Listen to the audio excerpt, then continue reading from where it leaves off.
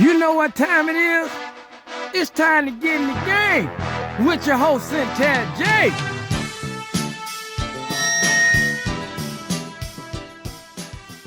Good Tuesday evening, folks. What's going on? It's your girl, your favorite sports show host, Satara J, on your favorite sports show, Get in the Game, and I am excited. If you can tell, you guys know I'm like this every week because talking about sports is my life. But listen, you guys, for the past couple weeks, it's been all football. But we are going to transition and change into a new conversation. And what better person to do that with the man, not the myth. Not the myth, no. But a legend, an ACC legend, and we're going to talk about that. Do you have your ring on this evening? I do, He yep. does have his ring on. We might have to get a close-up of that later on. But Mr. Grayson Marshall Jr., and you guys know him here locally and internationally as an author, a speaker, a writer, an entrepreneur, a coach of the coaches. What am I missing?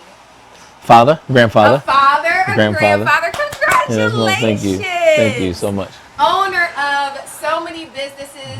If I named them all, it would take up the whole show, but we have so much more to talk to. And actually, we're going to start off in an interesting place. First of all, thank you for joining us this Thank you evening. for having me always. It is a pleasure to have you here, but we were just having an off-the-field conversation, and so I want to pick that back up because I think a lot of people know you as the author, the motivational speaker, and love you as that. Thank you. When you have people such as John Gray and Les Brown speaking of your likeness, who wouldn't be mesmerized by what comes out of your mouth? But Thank what you. they don't know about you is you're an exceptional basketball player.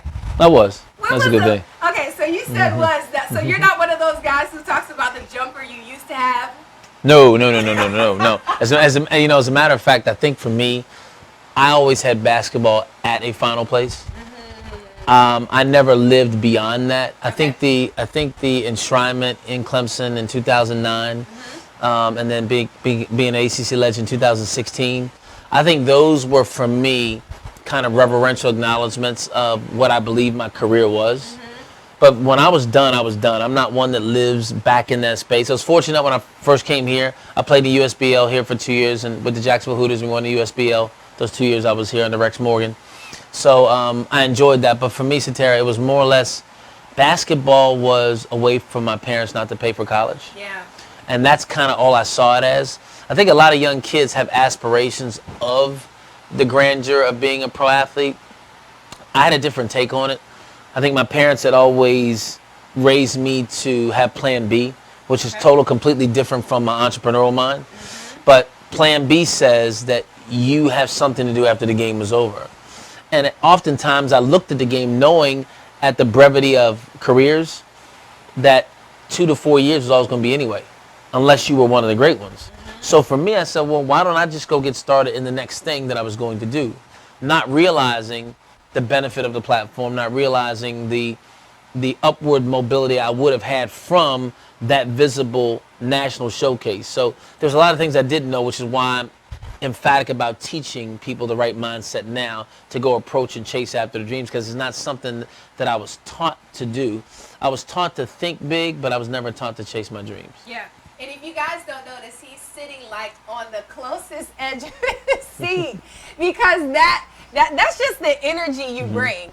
And so much so, you skipped over a few things. Don't forget now, I'm interviewing this evening. So he completely took over. It said you went through your accolades so fast. Tell them again what happened in 2009. So 2009, I was inducted into the Clemson University Hall of Fame. And that's a big deal because number one, first of all, we know how big Clemson is in football, but they are also outstanding in basketball. No. And so to be an African-American young man and to have that, kind of feat, to be associated with that, what did that mean for you at the time? It meant a lot. To be honored as one of the great ones that's ever played at that university was something in and of itself. Brian Dawkins, NFL Hall of Famer, was in my Hall of Fame class. And the class that we had there was significant. It was well-rounded. But I think that anytime you're recognized for your accomplishments, your commitment, and your lasting impression, I think that's a big thing. Going back to school now, I see young people with their kids, and they'll come up to me and they'll remind me when I gave them a wristband when they were young. So it's to see that and to know that those people have still nothing but great memories is, I think that's the biggest thing for me, is that I left there with a wonderful impression on people, and I've maintained that for this many years. And where did your love for basketball come from? I think my love for basketball came in me being kind of an overthinker. I lettered 18 times in high school. And Say that again. I lettered over that fast. I lettered 18 times in high school. And what does that mean for people who don't know? That means that I played enough sports to get a letter in high school. 18 of them. Now my natural sport was baseball. Okay. And that's what my grandfather really wanted me to play. He thought I was the most natural at that. I chose basketball because I knew that after 4 years I would know whether I was going or not. Baseball, I could have been in minor leagues for God knows how many years. And in football, you can probably get a redshirt a year, 5, 6 years. I mean, so many things going.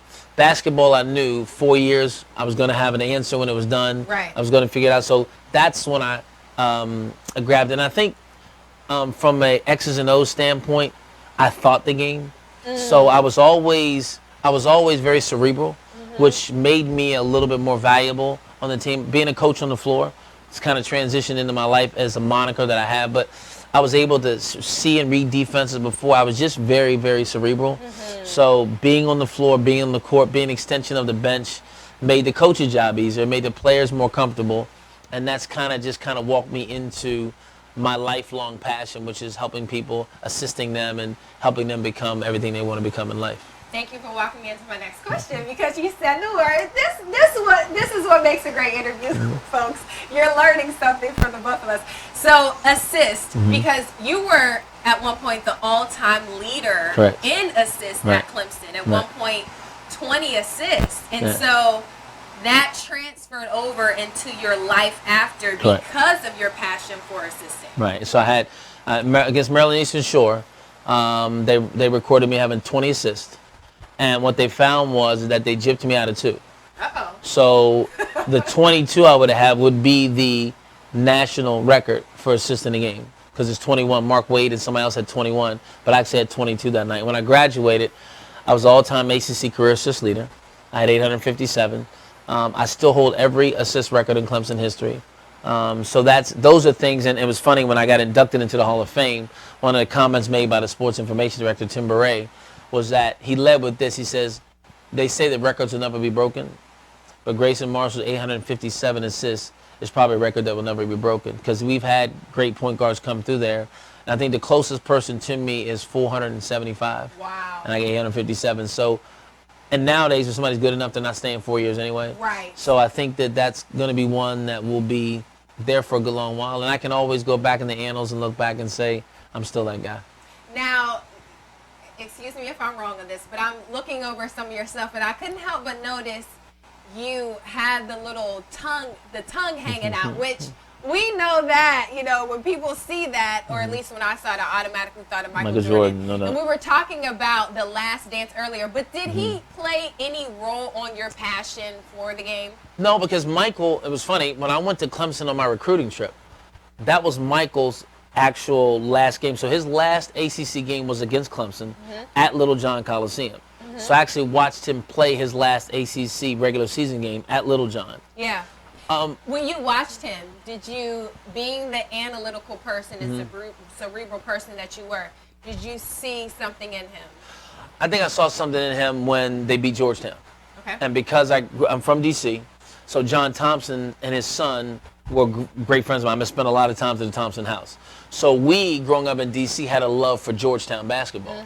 And to see the Hoyas go and to have played summer league with all those guys, when Michael hit that shot in '82, it was just like, and I think everybody put him on, he put himself on notice at that point. A freshman, no hesitation, 18 feet on the weak side on a ball reversal, that he didn't hesitate. I think everybody who's anybody kind of can remember where they were when they watched certain things. And that was one of those things. You can remember that shot. You know what you thought when it was there. And the rest is obviously history. And so let's be honest, that could have been you so easily because we were having the conversation about your former teammate Horace and how you're looking forward to episode number 5, and we won't spill the beans about that, but that could have been you playing with Mike. So do you ever look back on your career and feel like, man, I should have kept going, or why didn't I? Did you have any what-if moments? I did have what-if moments, and it wasn't because I had them. Being that Horace was a first-round draft pick, Chicago was there all the time. So had I pursued it, I had all those opportunities if I wanted them. I don't think I had a what-if moment until I went back to D.C. And a lot of guys that I grew up with would give me mess for not having playing. I mean, they were, because when I looked at certain people playing, I'm not putting anybody down, but John Crotty and some more guys that ended up playing in the league, they would look at me and they would be like, gee, look, dude making you money. And it wasn't until I really looked at that I even, and they would give me a hard time about it, in love, but at the same time, they looked at me like, bro, you were there. We didn't even have that chance. They would have killed for it.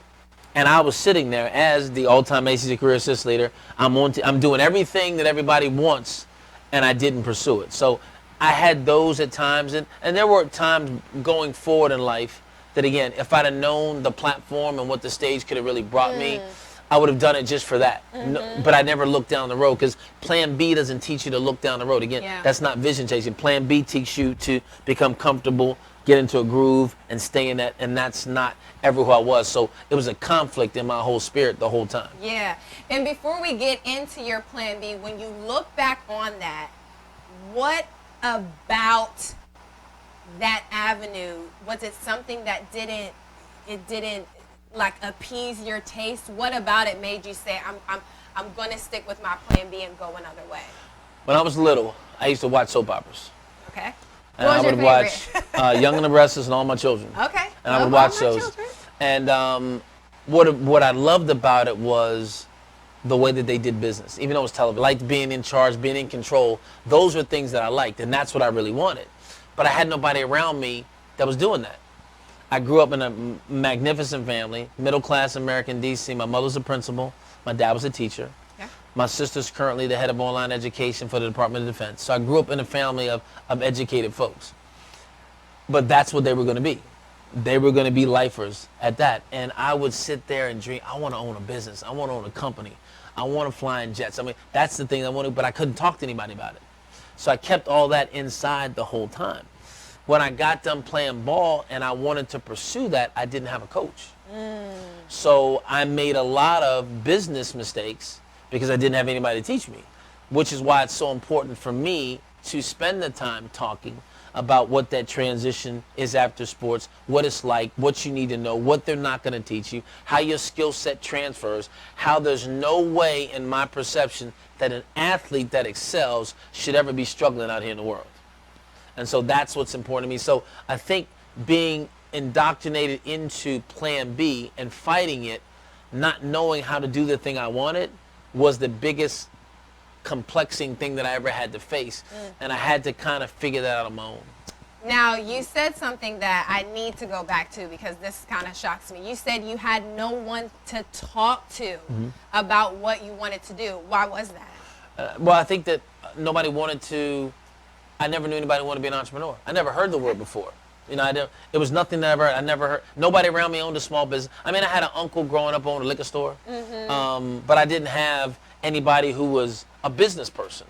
You know, so I didn't have anybody to talk to about it. And oftentimes, when you're the only one in a room, you feel shameful for even thinking that way.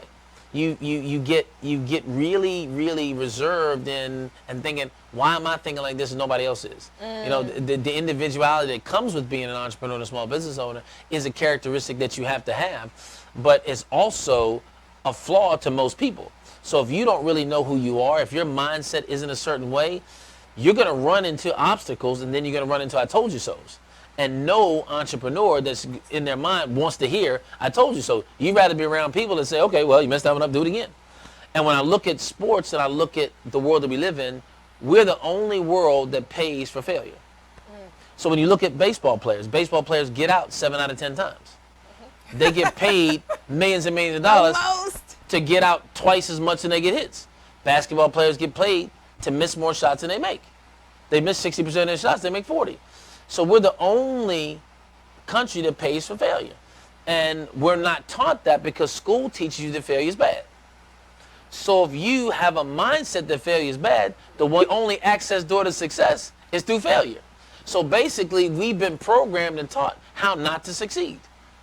And that becomes the quintessential challenge that most of us have. That's why we have to be retrained. You know, we have to understand, even from a biblical standpoint, you can't pour new wine in old wineskins. At all. And that's what we tend to do and wonder why we can't get to that next level. It's because of those conditionings. Mark 7:13 says the tradition of man makes the word of God of none effect. No effect. So we don't have the traditions, practices, habits, behaviors that we've learned from a social standpoint, from an educational standpoint.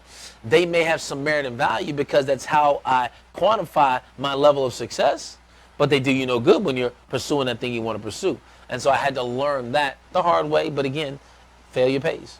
And let's state the obvious, you're an African-American male, grew up in D.C., and even though you did have a sheltered, supported home life, not like most that probably grew up during that time when you're kind of in the hood and raised by a single parent, you do go off to Clemson. And you go off to Clemson with a full ride, with the possible potential to play professionally at any point in time, even when you were thinking about, I'm still going to be an entrepreneur. Were there moments of adversity where people looked at you like, or you felt like, I don't see any men that look like me doing this. Maybe I should go the other route? You know what? I don't ever think I thought about it that way. And I think it's because being raised in a quasi-multicultural world in D.C., I was never overwhelmed by being a minority. My mother taught me never to use that as a crutch. It's not easy as an African American, and you got to do it better. So I was always taught I had to be smarter. I was always taught I had to be faster. I was always taught I had to be better. Now, I never asked, was that fair, or why it wasn't fair. I was just taught that this is the way you do it. So be more articulate, be smarter, be more aware. So that levels the playing field. I think people now want to ask, why is that the case? I don't ask why it's the case. It's what it's what I need to do. That's what I'm doing. And I've always taken that approach. So I think I always had role models, and not specific mentors that I wanted to be, but people that I saw doing. And I think as long as I saw people achieving at a level, then I knew that it was possible. I think the one thing that I never thought was possible, I never thought I would see in my lifetime, was an African American president. So regardless of political affiliation, my respect for that happening was, okay, the one thing that I never thought could happen has happened, so ain't nothing. No Everything's possible. excuses. Exactly. Yeah. And that's what I want people to understand. We make excuses because people tolerate them. Excuses are the babysitter of non-productivity. Excuses are the nails used to build a house of failure. I don't want to build that house. Even though failure is on the way, I don't want that to be my house, because failure in your past is a reference, not a residence. You're not supposed to live there. And I think that those things become the reasoning for me. So I never looked at it in that way. I looked at it as, if someone can do it, and I share this when I speak, if it's been done by anybody, you got no excuse. Right. I don't care what your adversity, I don't care what your situation was. If somebody who has your background has done it, then it's doable. Single parent home, alcoholic, if somebody came out of that and made something of themselves, you got no excuse. And I think that's why it's important for us to Revelation 12:2, overcome by the blood of the Lamb and the word of our testimony. People have to know who you are and what you've been through. And you need to be vulnerable and transparent with it, because they need to know, oh my goodness, you made it through that? You don't even look like that. And that's the beautiful part about coming out of things successful. Nobody would know I was homeless at 29 years old. I mean, all those things are part of my life. Nobody would know that. Nobody would know that I couldn't go home after Monday night because I knew the lights were out, so I wouldn't go home until midnight so I could just get into bed and go to sleep, because I couldn't pay everything until Friday. I went through those days. I went through 3 and 4 days of not eating. You don't look like that, so they don't think it's there. And that's why it's important for you to tell your story. And I think one of the things with ESPN 30 for 30, the one thing I loved about those stories, or when I look at Unsung on BET, I see the stories, and you see what these folks actually went through. And all we see is what they want us to see. but I love seeing the backdrop because that tells me why the character is built, why the intestinal fortitude was there, why they moved and kept going beyond, because this is what they had to face, this is what they had to go and make happen because of what they had been through. So obviously there was a point after basketball at Clemson where you made the decision, continued in the decision. So what was the next step? I went back home to D.C. Mama's house, mama's rules. That wasn't going to work. So I left D.C. and a good friend of mine who was a tennis player at Clemson was living down here in Ponte Vedra. I called him up on the phone one day and said, "Hey, B, what are you doing?" He said, "Well, I'm just living down here, no rent, no roommate." I said, "I'll be there tomorrow." And so I came down here. He went back on a satellite tour again to go back and play tennis. So I ended up staying here and just getting to know people and really wanting to do business. So I started working with kids because that was simple. And then I got in, my first business deal was getting into C-band satellites. The big white satellites you used to have out there in the field. So before they could get cable into those areas, we would go out and sell those big satellites. Well, we got in that business 6 months before DirecTV came out. So that was not the best deal in the world. So we lost all that money doing that. So I then I was introduced to the Amway Corporation. I never got involved in it, but the one thing the Amway Corporation taught me to do was read differently. So I began to listen to tapes. I began to read. I began to listen to people thinking a different way. Counterintuitive to what I'd always learned, but it made sense to me. So all of what I've been looking for now was resonating with me. I still had nobody to talk to about it, but at least I saw people doing it. So I started reading, kept reading, book after book after book after book after book. Never got involved with the Amway Corporation just because at the time I was a single guy and they had product pickup in the garage. I ain't had no garage, and I ain't know nobody who could, all my friends could one roll of toilet paper last them a month. So it was just not something I could do, but I believed in the industry. So I began to do that, and the more I opened my eyes to it, the more I began to just continue and study and just wait for that opportunity. In 2005, I got it, and took that opportunity and ran with it and changed my life. And that opportunity was? It's a company called Monavie. Okay. Monavie was a functional beverage. At that time, there was a thing called Noni Juice. There was Zango. So functional beverages were the thing. So Monavie was a product that came out in a wine bottle that was overpriced. It was $40 a freaking bottle. But I believed in antioxidants, so I had begun to eat healthy. So now... Wait, you begun to eat healthy. So all that time at Clemson, while you're playing ball, you weren't healthy then? Oh, no. We had a training table. Yeah. We had a training table. I ate Training tables are supposed to be healthy. No, we ate with William the Refrigerator Perry. No, there's no... Now, we had the opportunity to eat what... We had the opportunity to eat one. Now, when I say healthy, I didn't understand what truly would go in my body. Okay. So, they fed us good, but when I look back now, I wouldn't even have that stuff. Now, were you the athlete who left the game and then never worked out again? Or No. did you stay on a regimen? Well, I switched because when I stopped playing basketball, baseball always been my first love. So when I moved to Florida, I started playing softball 6-7 nights, almost 7 nights a week. So I was always doing something. I never stopped doing anything. Now I play golf all the time. I will not pick up a basketball unless it's for a celebrity game that nobody can foul anybody. I'm not playing because I'm still too competitive. Yeah. And I know me. So the minute you start running them out, see, I'm still 80s old school. I'm still bad boys. I'll elbow you in the mouth. Yeah. And so for me, when I was a coach, I literally had to make sure that my testimony was right with my kids. So my kids I played for never heard me cuss. I made sure that I didn't do anything in front of them that would mess up my relationship with them. So all those things were important to me. But when it came down to, who I was, Monavie kind of lined up with everything I was doing. So it was a mixture of, it would give you the equivalent of 13 fruits and vegetables. So it had pomegranate, bilberry, passion fruit, wolfberry, blueberry, kiwi, cranberry, apricot, prune, apple, aronia, pear, acerola, banana, and dark and white pigment grapes. Did y'all get all that? So that's what was in the product. And so I was the only African American Blue Diamond in the company. And we did extremely well. So I took that money, parlayed into franchises, and have turned that into business after business since. But that's what I did. So I got laid off from ministry that August of 2004, and I said I'll never work for anybody else again in my life. I was at ministry at a church, and I loved the Potter's House. I was there, but they went in a different direction, so my time there ended, and I said I'll never work for anybody again. So that's when I got into it, and from that point on in 2005, I've just been a business guy ever since. So on your website, there's a quote that says, "The guy that gets you to believe in you." Mm-hmm. That's you. Yes, no doubt. How do you do that?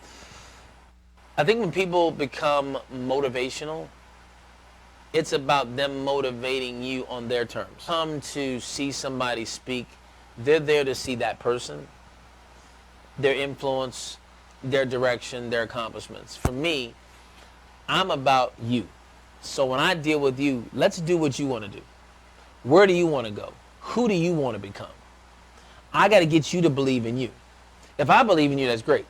We're not going anywhere unless you believe in you.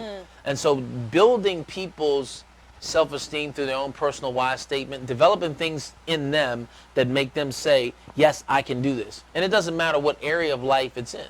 I give them some basics so they can understand, here's what has to be established before you can go anywhere. But I can get you to believe in you. John 14:12 says this, greater works than these shall you do because I go to be with my Father. And that verse of scripture is the one that I stand on when I'm doing this type of teaching. If Jesus can say to people, I expect you to do more than I did, that's a tall order. Because we all know what he did, those of you all that believe like we believe. That's a tall order. So I'm no good of a leader if I don't teach you to be better than me. And I think what happens in the world today is we don't want to give all of what we know to people because we don't want them to pass us. So truthfully, people that appear to be faith-based operate in scarcity. And scarcity is fear-based. So I question lives because if you don't think there's enough for you, you can't tell me that your father is Jehovah Jireh. He's El Shaddai, the all-sufficient one, the all-breasted one. You can't tell me that and then not tell me everything you know because you're worried about me getting yours. Well, there's enough, isn't there? And so all those things become things that are diametrically opposed when you speak them. So for me, I got to get you to believe in you. So we have to define you. Most people have not learned to love who they are. They don't know who they are. They know who they've been taught to be. They know who people have said they should be. Here's what your talent is, go do this. Here's what you're good at, go do this. Well, no, I don't want to know that. I want to know what you want to do because the Bible says your gift will make room for you and put you before great men. So let's define that. Let's get to what your gift is. People don't understand that they can monetize their gift. You can't monetize what you don't identify. So we take the time to identify what that is. And no matter what it is, you can monetize it. Did y'all get all that? And I know, I hear somebody right now say, Satara, can you please pass the offering plate? I don't have one, but I'm sure you can cash app it or you can cash app the show. But, okay, so let's get into how you do that because obviously, and I'm saying obviously because I've seen you do it, but for those who don't know, I mean, you speak to so many different types of groups. You have the person, you have the football team, you have the coach of coaches. So how are you able to spread yourself in that way to be who you need to be for each individual entity? I don't think there's any difference. And I think what people, they try to adapt to the audience. That's what I mean. As opposed to letting the audience adapt to what's there. They try to, okay, this audience going to say this audience going to say this, I'm going to say this. As a sports person, the fundamentals are the fundamentals. Here's what we don't do. We want to get creative and innovative and don't want to work on the fundamentals. If you get real good at the fundamentals, all the rest of it doesn't matter. We tend to not look at the fundamentals and try to do the next great trendy thing, and we miss the fundamentals. For me, I want to get back to the fundamentals. Vince Lombardi used to do this at football whenever there was a new season. He would walk out to the new team and say, gentlemen, this is a football. That's where he would start. Yeah. And I've been playing on it. He didn't care. Do that one He said, gentlemen, this is a football. That's what he would do. And they would almost look at it, but he had to make sure that he covered everything. Because what happens is if I assume you know something and you don't, then I've missed something as a coach. When I first started coaching here locally, I had some older kids in the ministry that were already playing at other high schools. And they would come into the gym and they had made all conference and everything at the schools they were in. And so I would ask them questions. I would say, well, you don't know nothing about the game. Well, coach, I know everything. Okay, good. How long is the basketball court? How wide is it? I don't know. I said, how far is the free throw line from the basket? I said, wait a minute. You're telling me you love the game and you're good at it, yet you know anything about it. Where'd the game start? Who started it? who's the first African-American team? You care about something, you begin to know the history of it. You take a full-blown commitment and conscious pursuit of it. They were just playing it. So when I finally got them into the game, they were like, Coach, we don't know none of this. And they've been playing for so many years because people skip over it. They may look at your talent and say, well, let me play the talent as opposed to develop the person. And for me, it's about developing the person. So when it comes down to the audience, I can take the simple keys and I can make them fit any audience. Because if I can get you to do this, then it wins. Basketball is real simple. It's still pick and roll. I don't care what else you draw up there. It's still pick and roll. I don't care how complicated you make it. It could be the triangle offense. It could be San Antonio. It could be Golden State. It doesn't matter. It's still pick and roll. You still got to come off the pick. You still got to make somebody pick you up and find an open man. It's still ball reversal. There's some things that are never going to go away. I don't care if you want to add a stretch four and move it. All of those things become nuances that become nouveau in the new game. The game is still simple. Football's still blocking and tackling. I don't care what you want to do. You 5 wide, do whatever you want. If you don't block, if you don't tackle, it's not going to happen. Yeah. And those are things that I think we get away from. You know, he's Preston, who's sitting here as a former pro football player, and technique is a big thing. You know, footwork and hips and all that kind of stuff. Okay, that sounds good, but we get in all this, and now we look at training and all those things, and now all of a sudden you got to use this machine and that machine, and this machine work better. Go back down. I'm gonna look at Herschel Walker. Herschel Walker ain't doing no push-ups and sit-ups.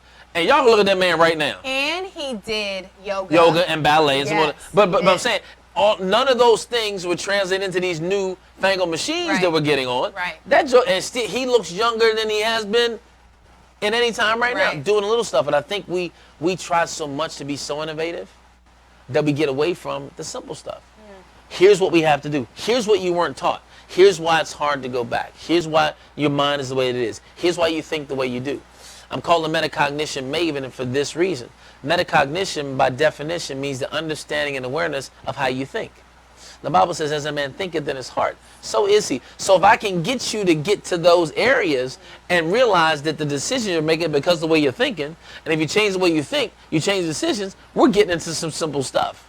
Now, how much of this, because I don't know if it's the way that other athletes view other athletes, but how much of how you coach, how you do business, do you think comes from organized sports? Almost all of it.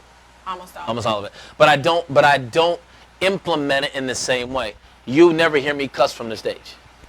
And that was part of an accepted ritual as a player. You know, the coach gonna cuss you out. You know, that's just where it was. So I'll never do that. But I think what I was able to do is I was able to look at why the transition is so tough. Statistics show, and these are NFL statistics, that 90% of pro football players, 2 years removed from the sport, have been through a bankruptcy, divorce, or they're in prison. That's their statistics. Now, what shocks me is these are your statistics, you know it, and you're not doing anything about it. So what I've been able, I had to look and say, okay, why is that the case? Well, first thing I figured out was, go ahead. I'm sorry, just to interrupt. And when you say your statistics, he's referring to the NFL. Correct. He's talking to the NFL. So I just want to put that and that's what they put out. Figure out, okay, so what is it? Well, I began to look at it. It's a business. You guys are high-paid employees. You're no better than a W-2 employee out here. But what happens is that because your money puts you in the top 1% of wage earners in the world, you think you're an entrepreneur. You think you're a business person, which is why most of y'all get taken because you're not equipped. You haven't studied that business. You know, Mark Brunell's a good friend of mine, and Mark has some financial challenges here in business. And one of the things I talked to him about, he said to me, he said, Grace, I wish I'd have met you 20 years earlier. And one of the things I said to him, Mark, was if you're going to get into a franchise, before you buy one, go work at one.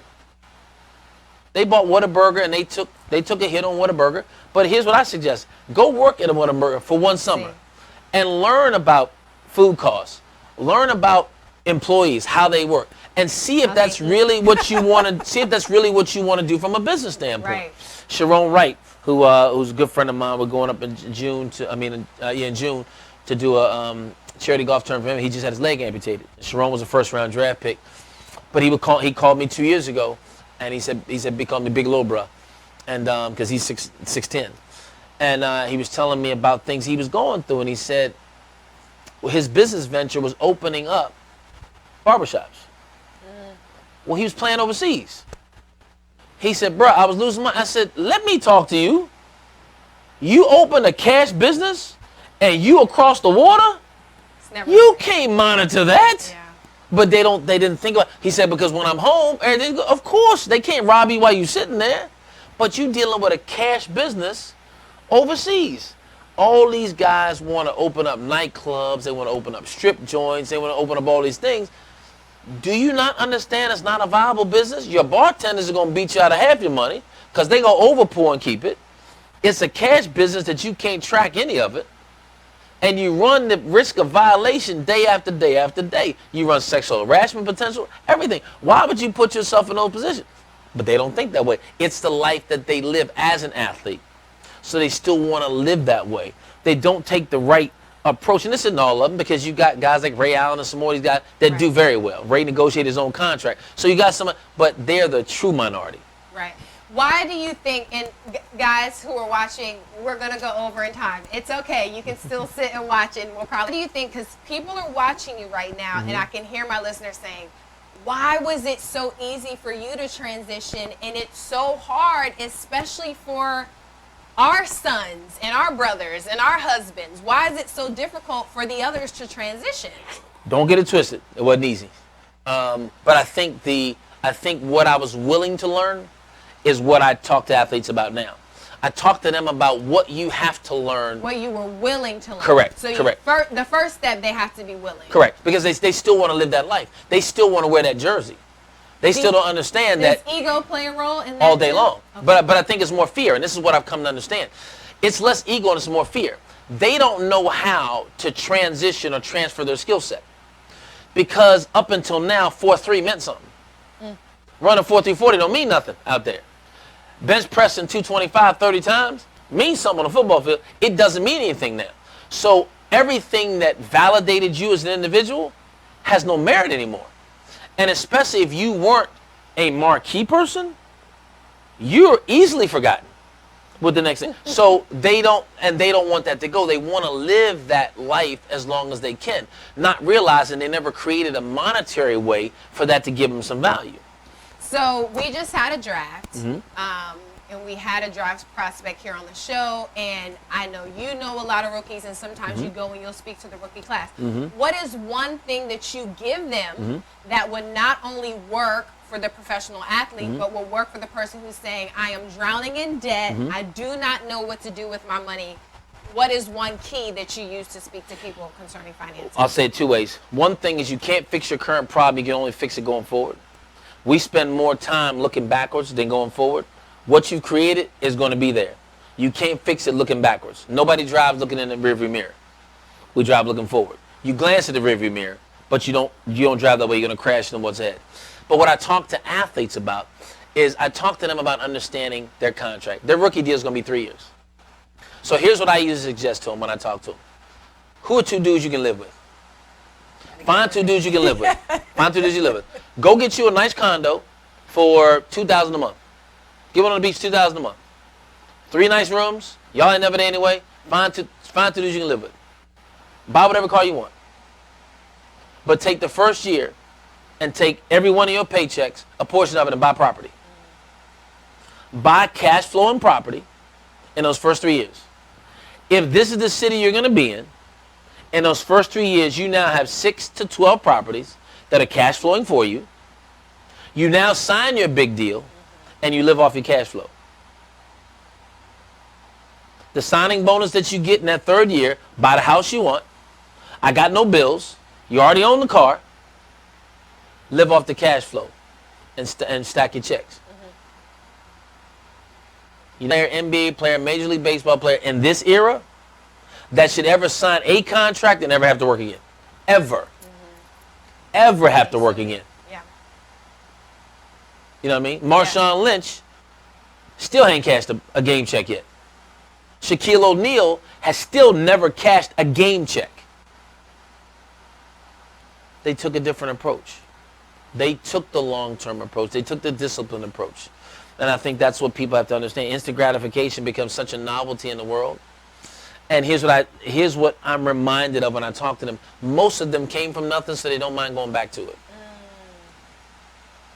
That's the biggest thing. They look at it as a dream come true. And they're going to live it as if it can never happen again. So, hey, I lived it, I did it, and they'll go back and talk at it, just like Randy Moss's boys did on the corner on the store. All of them just sitting there talking about what could have been, Rand University. So those are the big things that I talk to them about is really understanding what you actually have from this platform. Because each of them in this city, there's no reason they shouldn't have 4 or 5 sponsors. You should go out and look for a car dealership and let them pay for your car. You should go look for a restaurant. You should go look for a clothier. All these things are things that you should be looking for, making yourself marketable. But I got to be honest with you, when you come and you got your hair everywhere, you can't be the spokesperson for half the thing. I'm sorry. You still have to understand mainstream opinion. Right. And it's not until you get to that echelon where you can just look a fool and do what you want to do. Right. And you're saying, the thing that I appreciate with that you're saying, I'm trying not to laugh at what I'm you going to said. keep it 100. But the thing that you're saying that I appreciate, and it's one thing that I remind my brother, is you're the entity. No question. So when you say you go out and do it, somebody just said, well, that's what he has an assistant for, and that's what he has an agent for, and that's why he has this marketing person. And you're shaking your head no. Let me tell you, David Falk was Michael Jordan's agent. David Falk also represented Sharon Wright. Sharon told me the minute he got hurt, David Falk's number was disconnected. Couldn't get David Falk on the phone for nothing. And not because Sharon's phone wasn't working. Correct. Couldn't get him. And again, you have to realize that's who you are to them. You're just a number. That's it. Yeah. You're an employee. That's who you are to them. Yeah.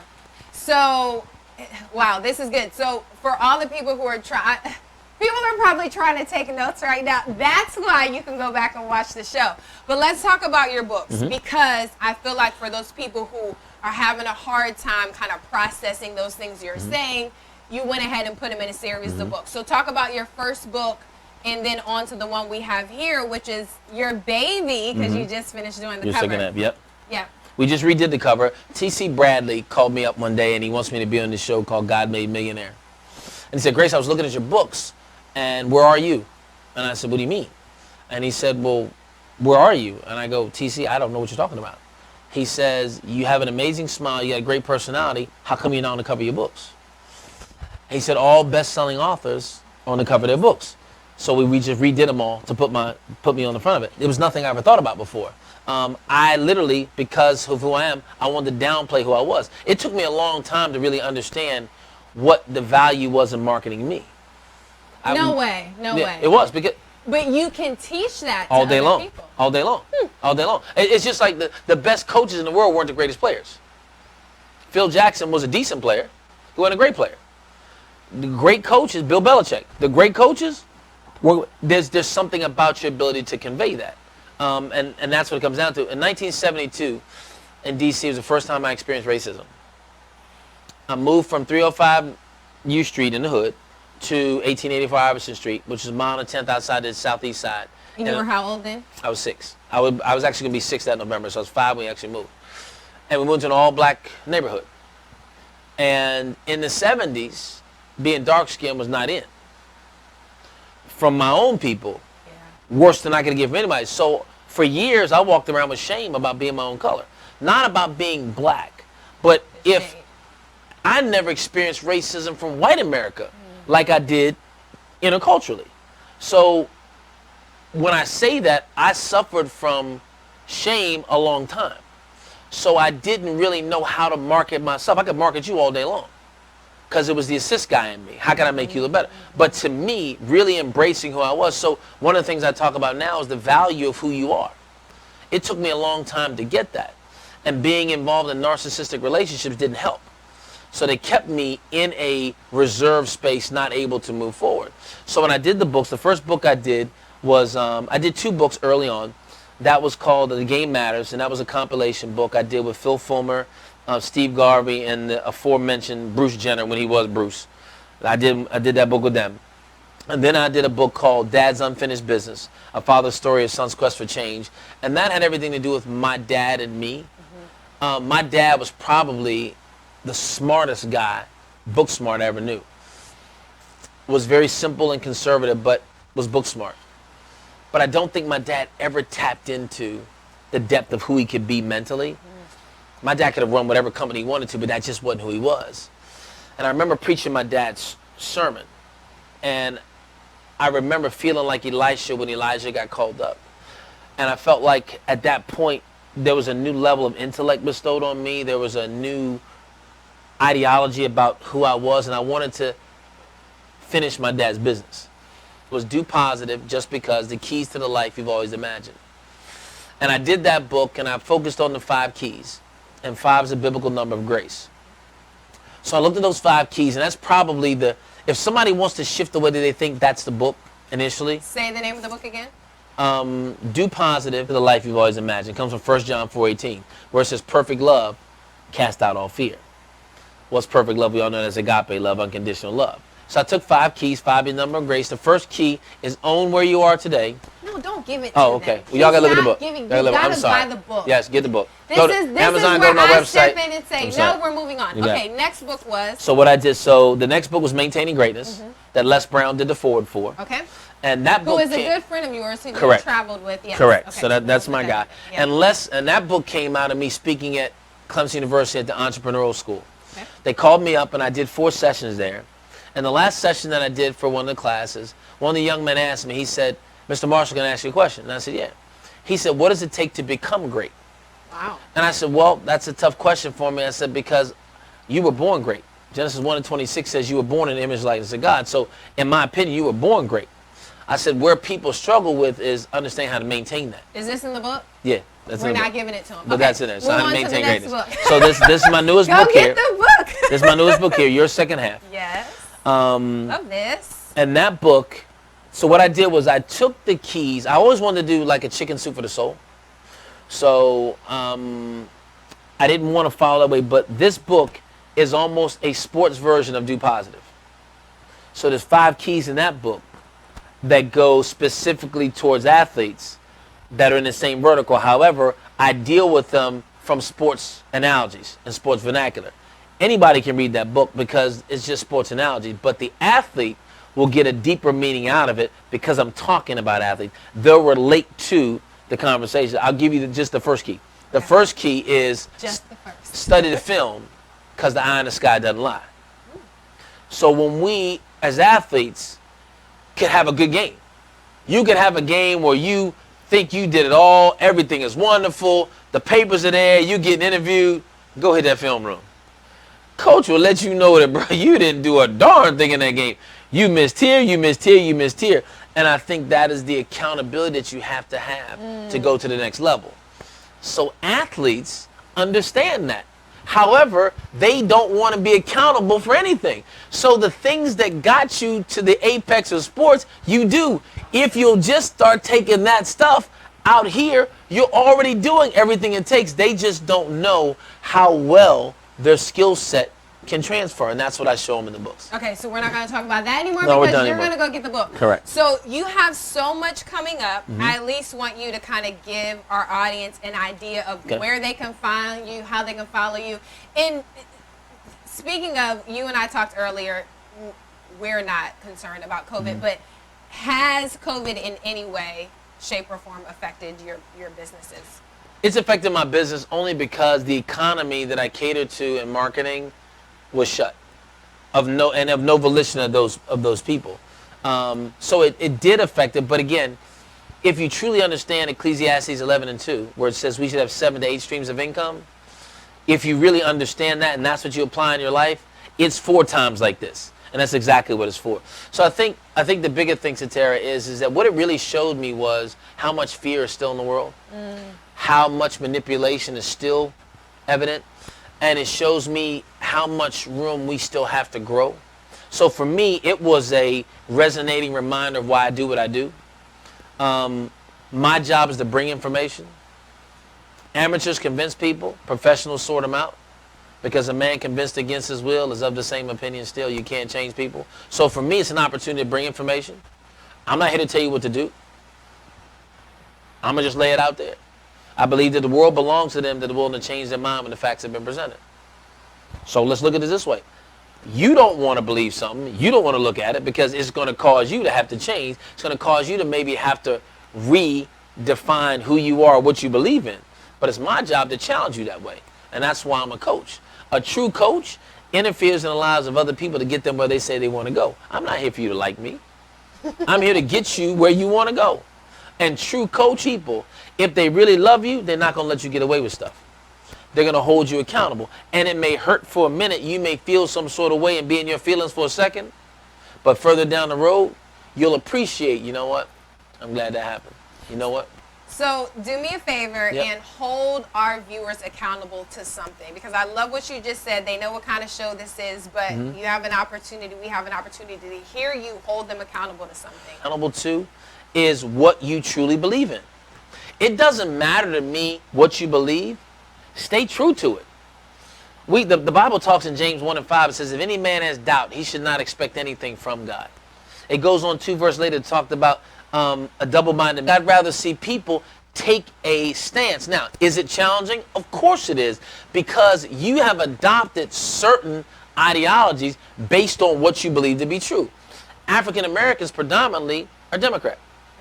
When you look at the history of the Democratic Party, the Democrats were the one that wanted slavery. I don't understand it. Christians are by nature, quote unquote, Republican.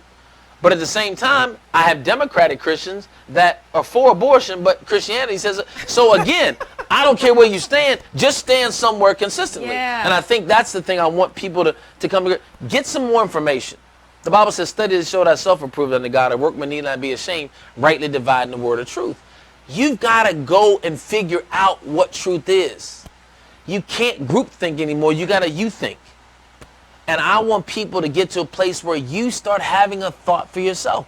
I just believe that if you give people the right information, they can make an intelligent decision. I believe that in people. That's going to be his next book, so I'm not going to let him. I'm going to be his publicist right now and play on that, because he just wrote another book. So instead, how do they get in touch with you? All right, GraysonMarshallJr.com is my website. Grayson Marshall with 2 L's, JR.com. I'm on TikTok, The Real GM. Y'all follow me on TikTok. I'm on TikTok, The Real GM. Oh, my God. Look, again, I have to, here's what I believe. If Shaquille and Kevin Hart can be on TikTok, if J-Lo and A-Rod can be on TikTok, then you need to be where, there's a reason that they're there. There's a reason. So you kind of have to model what other folks are doing. And I don't care what they tell me it's for. If they're there, then I need to have a presence there as well. On Instagram, The Real GM as well. Facebook, Grayson Marshall. Twitter, at GMarshallJR10, I think. Yeah, at GMarshallJR10.